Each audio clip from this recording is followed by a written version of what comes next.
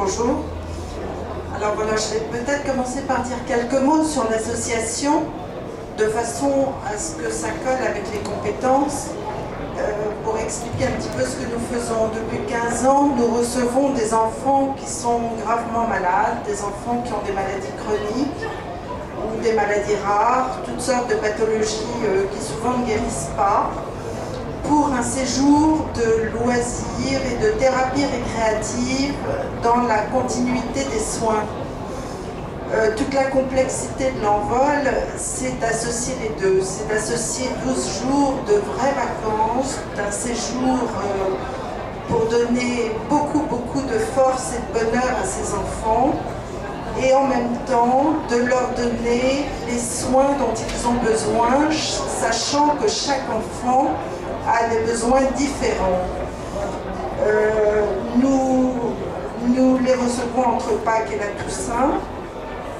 Et à côté de ça, nous avons une structure administrative qui fonctionne tout au long de l'année. Donc notre besoin en bénévolat de compétences est extrêmement varié, parce que nous avons besoin, pendant que les enfants sont là, d'infirmières, de médecins, d'aides-soignantes, d'animateurs pour animer toutes les activités que nous offrons, à savoir, nous avons une piscine, donc un maître nageur, nous avons des ateliers d'art plastique, de musique, de danse, nous avons un étang avec des canoës, donc vous pouvez imaginer je dirais, la variété de compétences qui peuvent nous servir pour animer ces ateliers. Les intermittents du spectacle sont des gens qui peuvent donner beaucoup. À côté de ça, nous avons besoin d'une équipe médicale. La plupart du temps, ce personnel est salarié parce que on ne peut pas s'en passer. Donc, si on n'a pas de bénévoles, on emploie du personnel qui est salarié. Mais si par hasard un médecin accepte de passer 24 heures à l'envol, nuit compris, évidemment, puisque nous avons besoin de ce personnel 24 heures sur 24, eh bien c'est un réel cadeau pour l'envol et c'est formidable.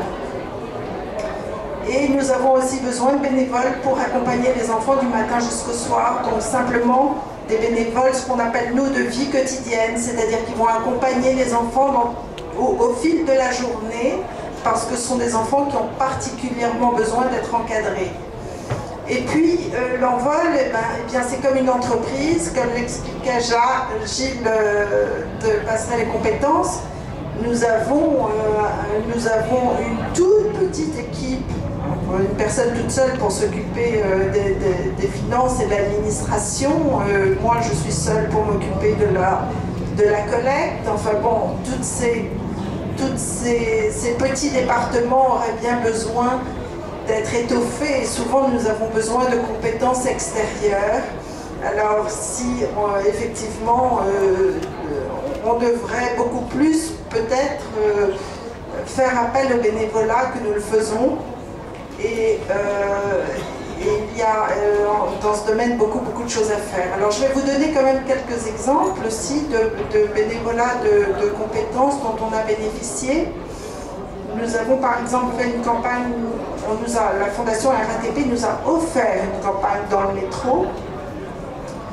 Et il a fallu créer l'affiche. Évidemment, personne à l'envol était capable de créer cette affiche.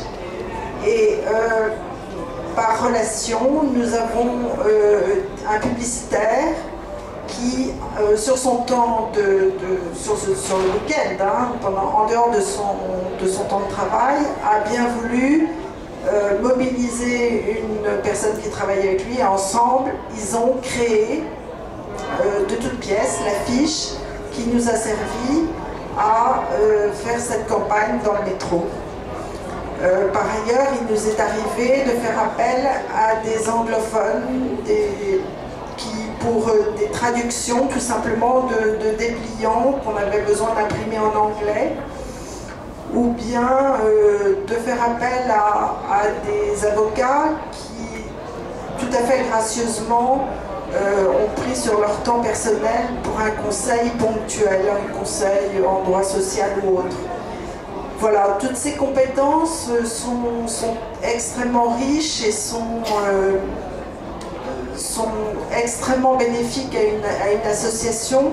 Et comme le disent, comme on dit tous, c'est une richesse et une force extraordinaire pour le bénévole. Je crois que chaque bénévole en tire un bénéfice qui lui est tout à fait personnel, mais les témoignages sont toujours très très touchants parce que il y a toujours, je dirais, un retour sur investissement. Et ça, c'est unanime. Chacun peut ressentir des choses différentes, mais je crois que tout le monde en tire quelque chose. Je vais peut-être terminer par un exemple aussi qu'on a eu à l'envol d'une personne de 70 ans qui a voulu accompagner un séjour d'enfant en animateur de vie quotidienne. Et elle est venue une fois et ça fait 3 ans qu'elle est là, chaque fois que nous avons des enfants qui viennent à l'envol. C'est-à-dire que de Pâques à la Toussaint, elle s'occupe des enfants. Et en fait, j'ose imaginer qu'elle ne peut plus s'en passer. Et je trouve que c'est extraordinaire. Et cette personne de 70 ans, au départ, on imaginait qu'elle n'aurait pas la santé.